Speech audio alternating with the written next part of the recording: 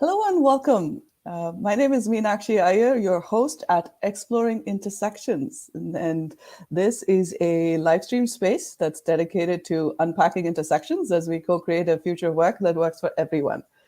I started this, I want to say, about a year or so ago as an extension of my own independent research that I've been doing at all these different intersections. And I personally uh, love intersections primarily because I think that it's the home of diverse perspectives. And in a world that we live where everything seems to be a little bit out of control and everything is so polarized, or at least from what we experience on a regular basis, I thought, why not explore intersections? Because these are also very agile spaces and best experienced with a sense and respond mindset, as I like to call it. And so every other week, I have the privilege of speaking with a guest from a different part of the world. And these are people that I have met and come to know and whom I deeply admire, and what they bring to the work that they do at their specific intersection. So every other week, we explore a different intersection. And the reason I got into this is also primarily based on my own lived experience at different intersections, if you will. And that's in terms of personal identity, in terms of the work that I do, and also my overall lived experience. So if you're just joining us for the first time, once again, welcome, and feel free to drop in the chat as to where you're joining us from and what's coming up for you at this point in time. And if this is the first time we are meeting, well, I serve as a personal agility and self-leadership coach. And I specifically partner with mid-career technology leaders, women in technology, and people like me who speak English as an additional language. And I support my clients in building out their leadership journeys, people and change leadership journeys in a way that's authentic to them.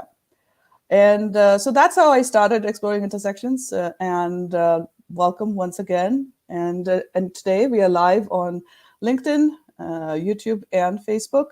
And if this is the first time you're joining us, make sure you follow us on all these channels so that you'll be automatically notified the next time we go live. So, having said all that, I am so thrilled to have a dear friend and mentor and someone who I deeply admire joining us today to talk about the intersection of people, process, and technology. Welcome, Anjali. Thank you so much for joining us. Thank you, Meenakshi. I'm excited to be here and explore this topic with you. Absolutely. Anjali and we met through the Women in Agile community a couple of years ago, maybe, I don't know, 3 years ago or so. And we just immediately hit it off. Anjali wears many hats.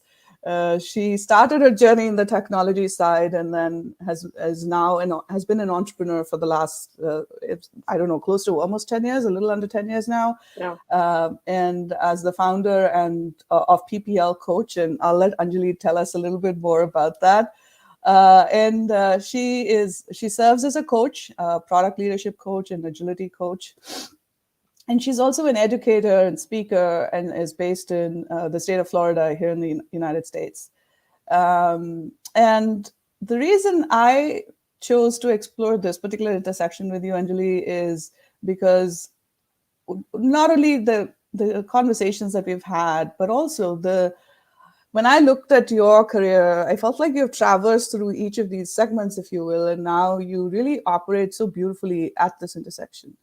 And I know that a lot of the work that you do, particularly with the product leadership stances that you recently co-created and launched, having attended those sessions and those webinars, I really felt like this would be a great topic for us to explore together. So thank you for agreeing to be on this episode with us today. So this is episode 16. Wow. And yeah, so we're talking about people, process, and technology. Having said that, Anjali, I invite you to share a little bit more about your background and how you came to be at this intersection. Mm. I'd never really thought about it much before until you actually posed this question. So thank you for asking about it, because I've heard you often share that you work at the intersection of people, process, and technology, and I kind of went with it. And when you invited me to this, and I realized, wow, I guess the work that I do today is absolutely at the intersection of people, process, and technology. Well, like you mentioned, Meenakshi, I started out as a software engineer. I did that for, I guess, the first half of my career. But during that time, I think the intersection of people, process, and technology still existed then, but probably technology had a much bigger bigger circle compared to the other two. Because even when I work with technology, for me, the people side of things, mentoring people, uh, really being the glue in our team, all of that was really important to me. And I naturally gravitated towards process. I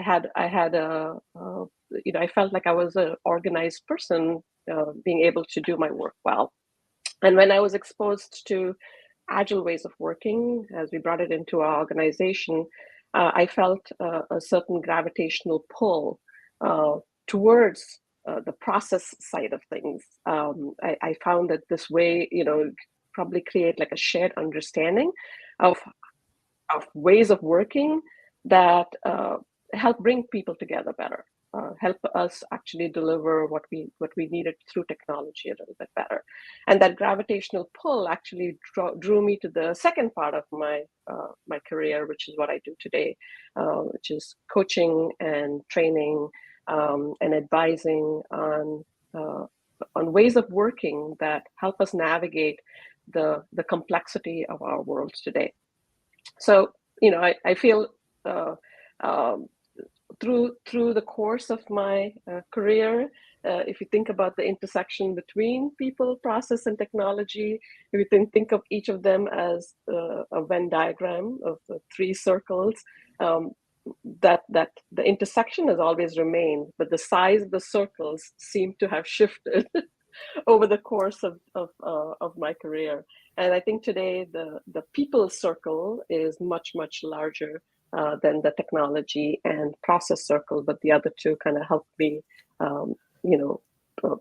bring to light the people side, if you will. I loved how you said that the Venn diagram that's remained the same, but the size of the circles have shifted. And I think that that's possibly also true in the context of organizations and how employee-employer relationships are evolving. And the pandemic has played a big role in that shift. I think it just accelerated all that stuff coming up to the surface. But I was curious if you could also share, how you named your business PPL Coach. And I've heard you share that story before. And I think that it's a perfect segue in the context of what you shared about the Venn diagrams, the Venn diagram. Sure. So actually, when the PPL, today I am often referred to as people coach, or the company is referred to as people coach, and people often kind of connect me with people. But it actually currently stands for purposeful professional leadership. That's what the PPL stands for. But when I was transitioning from the technology world into the process world, if you will, I was looking for a name for my company. And so after a lot of exploration, I landed with pragmatic project leadership. That was the draw to the process part of the circle. And thinking about what I was doing in terms of a pragmatic way to approach how we were working. And over the course of the last 8.5 years that I've had my business, exploring that a little bit deeper, I think I always knew that it was all about people in the end. And so maybe there was something in the back of my mind that allowed for that, the PPL to be, in the name.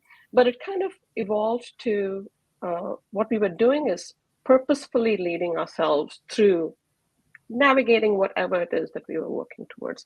And so this name morphed to purposeful professional leadership, and that's what I teach and coach, people, individuals and organizations, to really thoughtfully move through whatever it is they're doing, and show up as leaders in that space. That's fantastic. So I want to dig into this a little bit more as we talk about this particular intersection. So I want to start off by asking you, with your own experience, what does this intersection really mean to you? And I have two parts to that question: as an individual, and also as a professional and as an entrepreneur. Yeah, I think this intersection has made possible for me to work in a way that allows me to tap into my natural energy. So I think my natural energy comes at this intersection, and being able to find a profession that allows me to work with all three really is meaningful to me. But this intersection has also allowed me to be an entrepreneur and have a career in this space. I'd say initially, as we drew on, what should I say?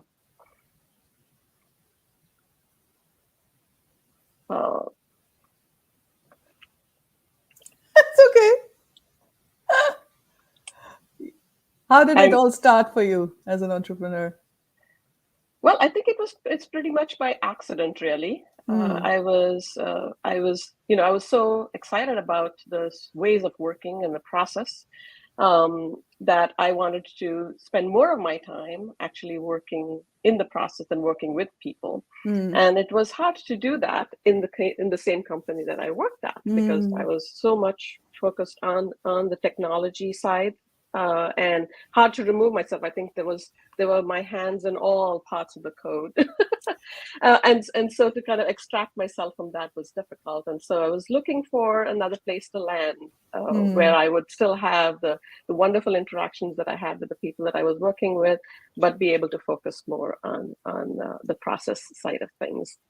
And so I started, the best way to do that is to do some consulting work. And in the process of that consulting, I realized that I actually really, really enjoyed the autonomy that the consulting side brought. Not only the autonomy, it kind of helped unleash the creative side of me. Yeah. And I was able to do things that I think I constrained myself in the past. And so I just kept at it. And 8.5 years later, I am still kind of exploring what all of that creativity is able to unleash. But I'd say that through that meandering, technology has enabled a lot more for me to be able to do a lot more. I think what the accessibility of technology, in terms of cost, in terms of what tools are available to us, entrepreneurs like you and myself are able to do a lot more and be able to run our businesses without a lot of capital, without a lot of additional help. And so I think that bringing in that piece of this intersection has really made a lot of what I do possible. And then I'd say that maybe I used technology to run my business for the first few years, and then technology to just enable the work that I was doing. But with COVID, something pretty significant happened. I think without technology, I would not have been able to sustain continuing to stay as an entrepreneur. Right before COVID, I recognized what all the new things that were being made possible through technology that allowed us to connect with people from like all over the world. Using the right tools, we could actually engage in in collaborative endeavors much more easily. Using technology and recognizing how humans work, I realized that the way I teach, the way I coach, if I have to do a download of like 2 days of information at a time, it's too much for people to absorb. And what technology enabled me to do at that time was to be able to break down what I deliver into smaller chunks and deliver over a longer period of time and be able to reach people from all across the world. And so I started actually doing that, and then COVID hit, and then it became a reality for all of us where we had to do that, and the recognition for all of us that the benefits of being able to do that. But I'd say that what technology allows us to do is really bring a lot of people together, being able to recognize how we work, and when you mentioned about the inclusivity, that it really allows us to bring different people from all over the world to the table and give accessibility to all, to just the big corporations and solopreneurs and entrepreneurs. Yeah. Thank you for sharing that, and also walking us through your own journey, both as an individual and also as an entrepreneur. I just want to take a minute to welcome some folks that are here. So I see Andrea's on. Hey, good morning to you as well, Andrea. Thank you for joining us live. And again, want to welcome everyone that's watching us live and folks that will watch the replay. So we are talking to Anjali Leon on exploring intersections, and today we are talking about the intersection of people, process, and technology. Anjali, I wanted to also ask you, in my own personal interactions, one of the things that has always stood out for me about you is your ability to dig deeper and be incisive and still make the other person feel comfortable. And to me, that's a very, you bring both your analytical skills and your people skills together at the same time. So I want to ask you, from a coach perspective, how might others focus on honing on this skill of being analytical and people-centered? Because a lot of times, and the reason I'm asking you this is a lot of times, in my own experience, it's sort of looked at as an either or. Yeah. And I've seen that, and that's why I choose to work with technology leaders on helping them polish their people and change leadership skills. So what are some things that are coming up for you? Well, what's helped you? What has helped me? I think it's interesting that you mentioned that, because people do point that out about me, and I think that it is something that comes kind of naturally to me. And that's what drew me to technology. I love puzzles. I love solving problems. I'm a mathy. I love math, and so that kind of drew me to the technology world. But I also love people. And I am, one of my top strengths in Strengths Finders is to be a connector. So a couple of those things just come somewhat naturally to me, and I let both of those kind of hone both of those by just practicing it.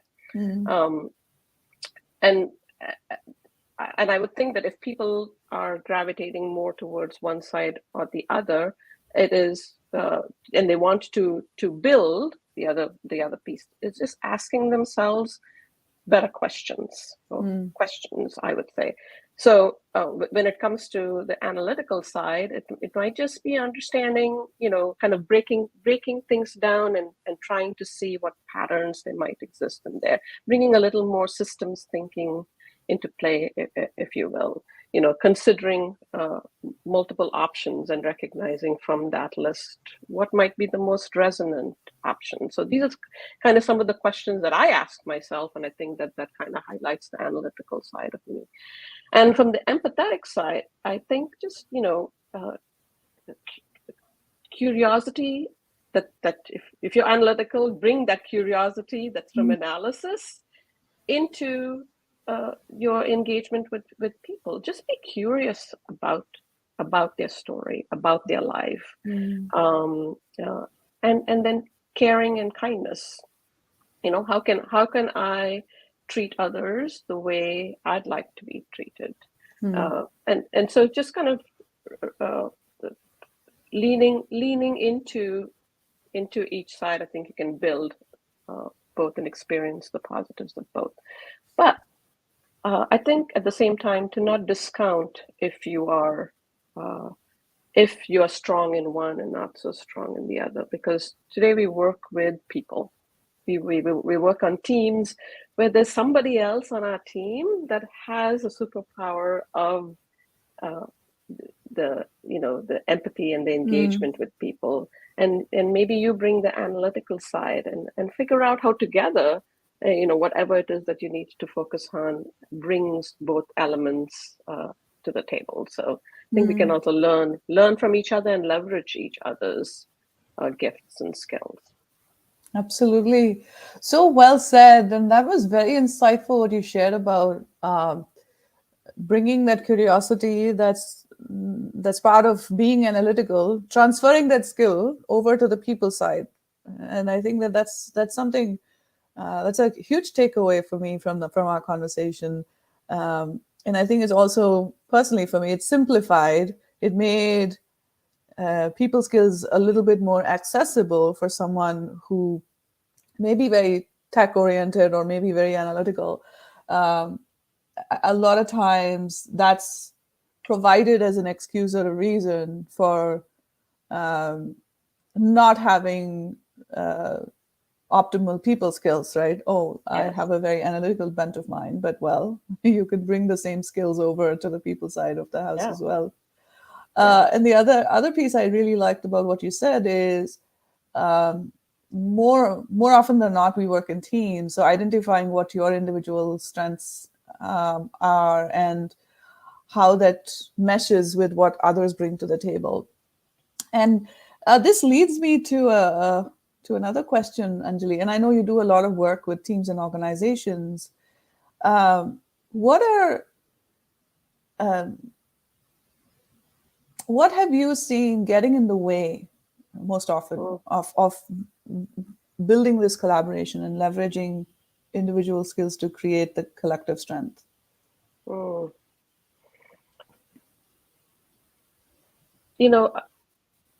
I think it's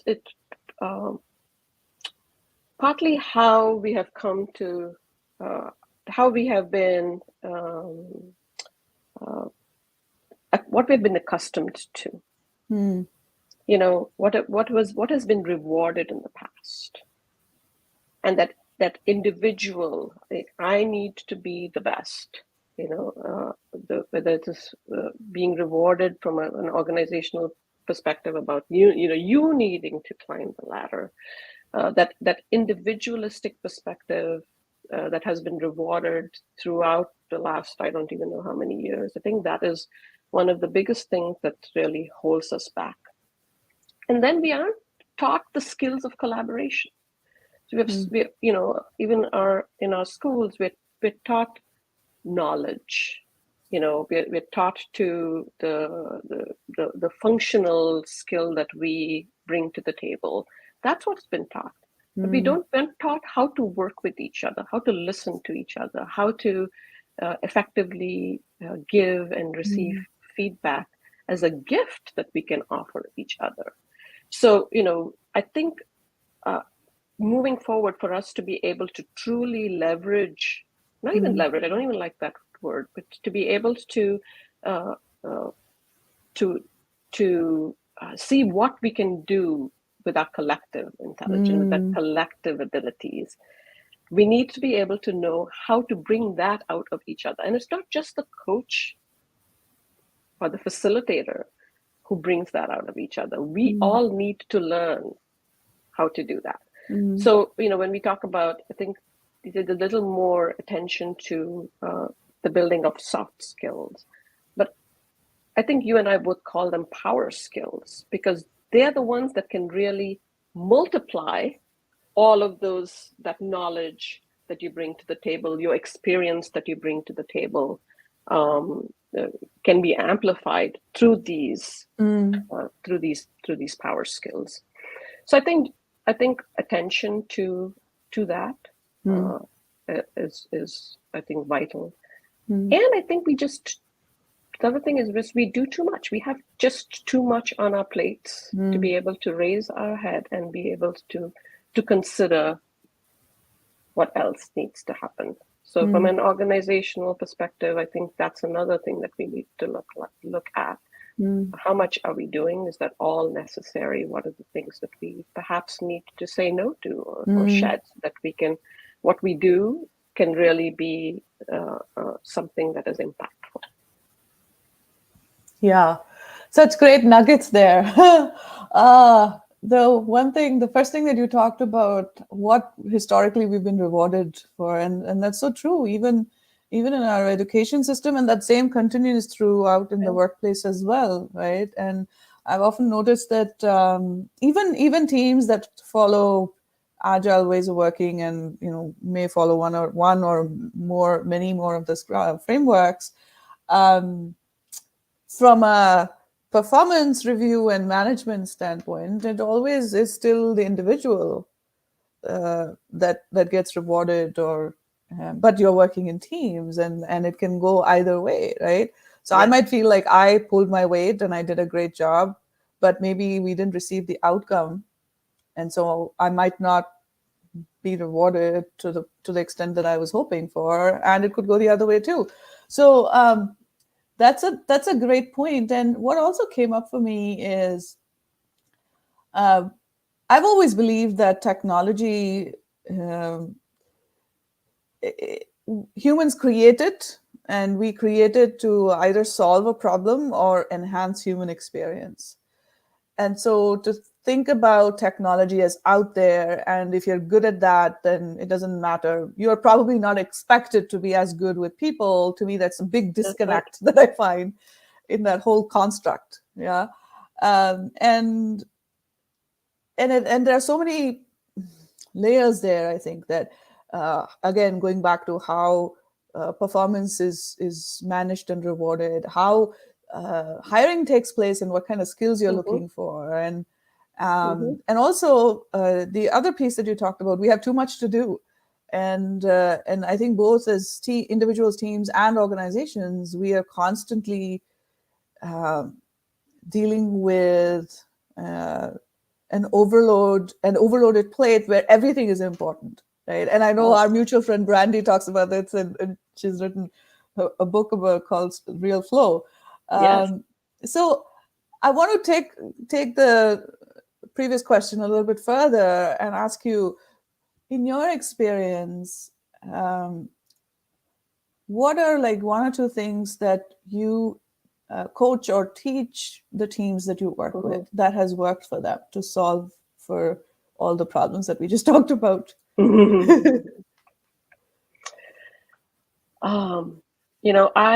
One of the things that I absolutely love doing is facilitating real work conversations, to take Brandy's word, real work.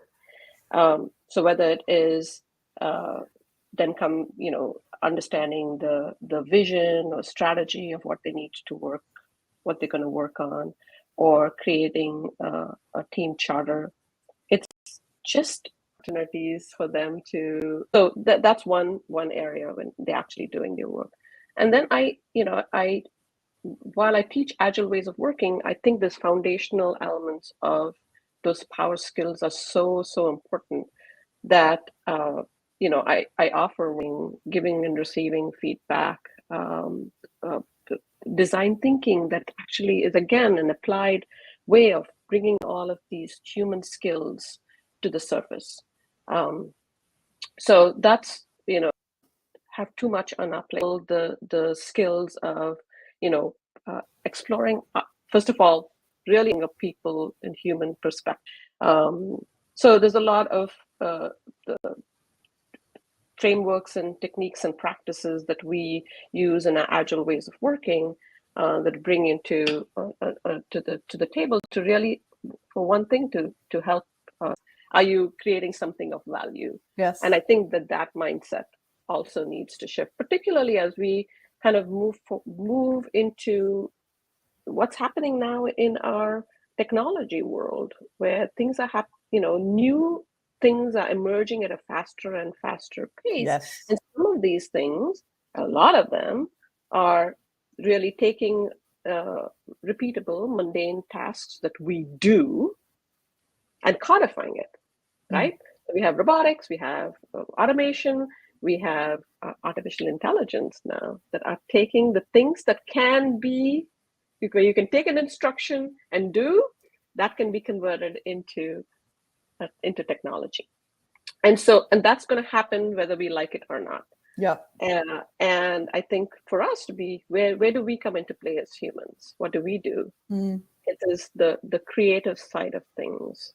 It is using technology for the right things, to apply our wisdom, our discernment, and our judgment to use that technology in meaningful ways, to be able to use our imagination, to be able to use our empathy, to be able to use our creativity. Those are uniquely human, and hopefully there's no artificial intelligence that can replicate that. And so us being able to really lean in to that, the people side, the human side of things, to be able to leverage technology and process to benefit all of us. I think that's something to kind of pay attention to and to kind of lean on. Yes, and you hit on so many key aspects, and I'm thinking, oh, that's whole another conversation. So we'll have to regroup, because the more we think of people, process, and technology in silos, we are headed to a more unequal, inequitable, and perhaps even dangerous place. And we're already seeing that, for example, in terms of how facial recognition technology is being used and how it is creating harmful outcomes for several sections of society. And that goes back to what was the process that was followed to build that technology, and what went in as inputs, and what were the human considerations that were perhaps not taken into account. Right? So there's a whole space out there.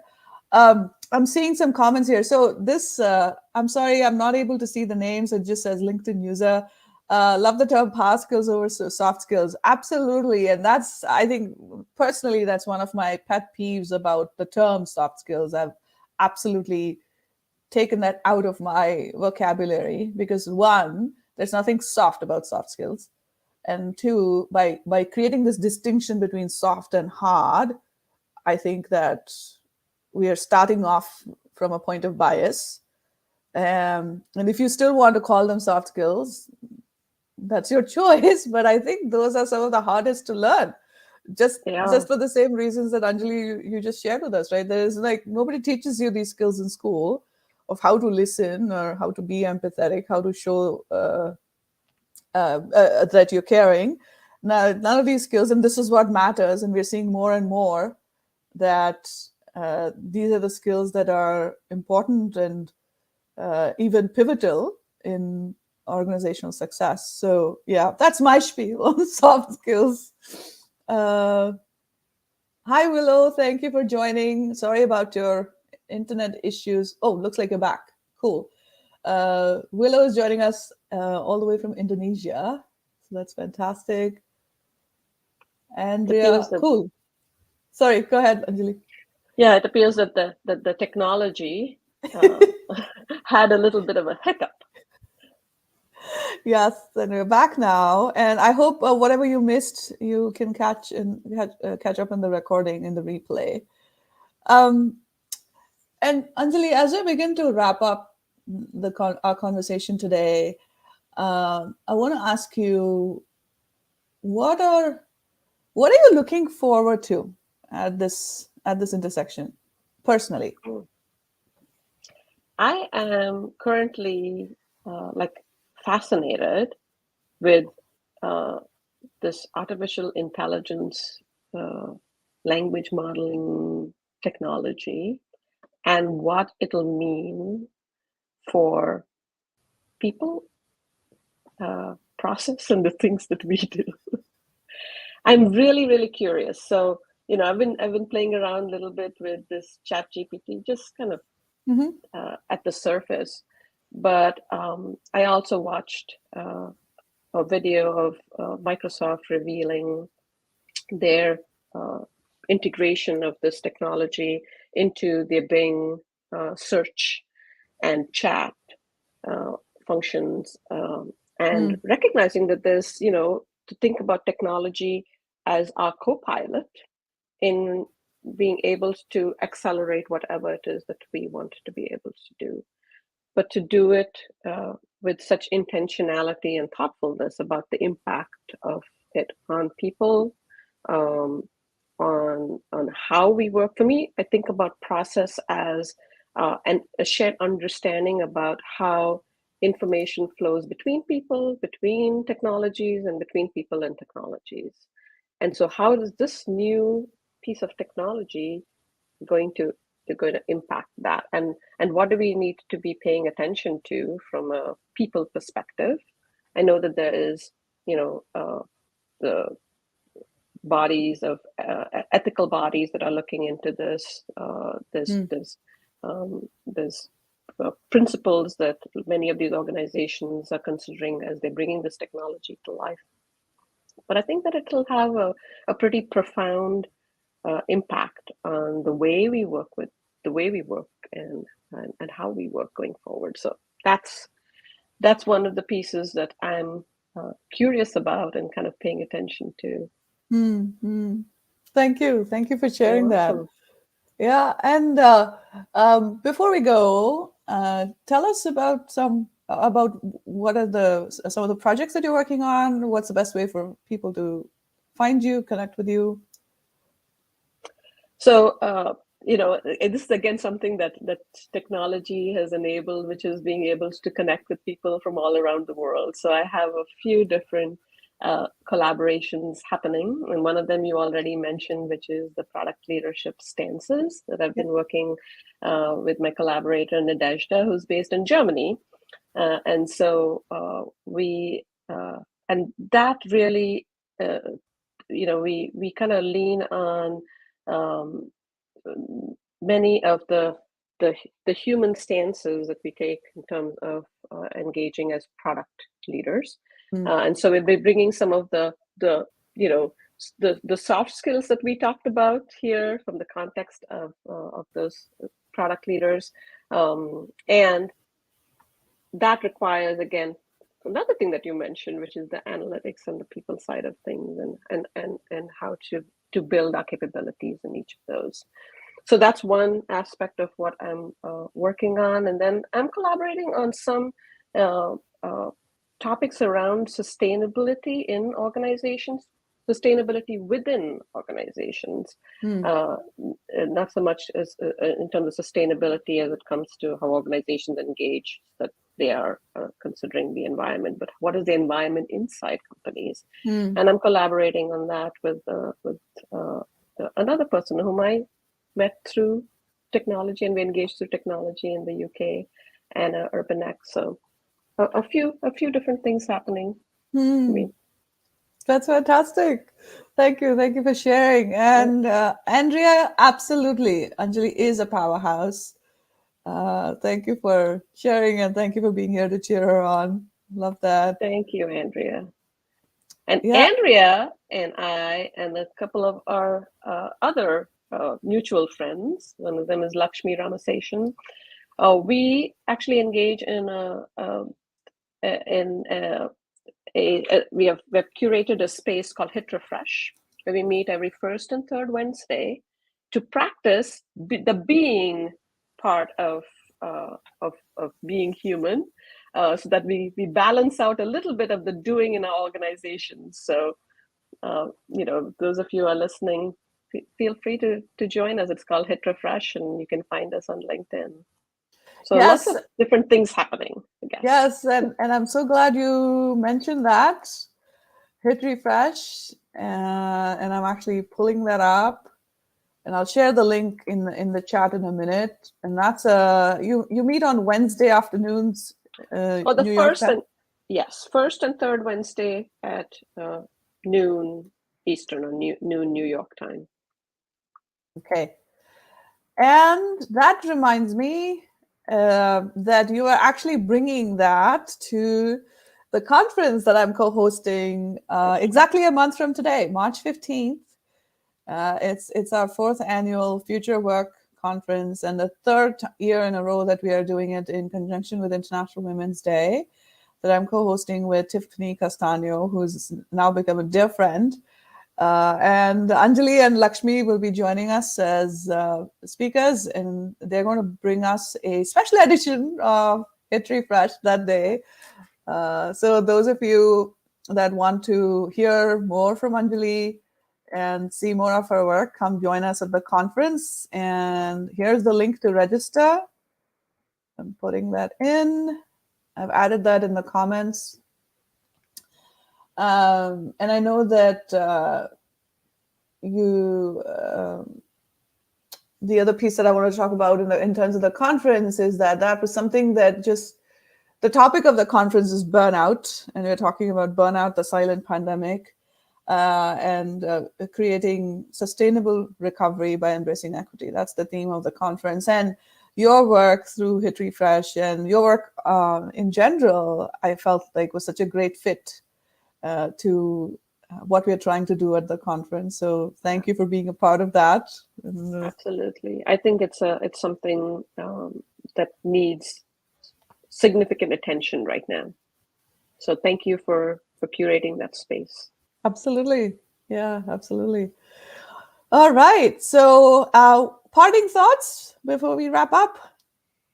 No, I've really enjoyed this conversation. Thank you for inviting me. It's always intimidating for me to, even though I'm a technologist, being live is something that continues to intimidate me. So I appreciate the invitation to kind of lean into that and get over it and get past it. So thank you so much. And I think there's so much opportunity at this intersection in the kinds of work that we do, and I see that product management and product leadership also works very much at this intersection. So there are lots of new opportunities that are available to people.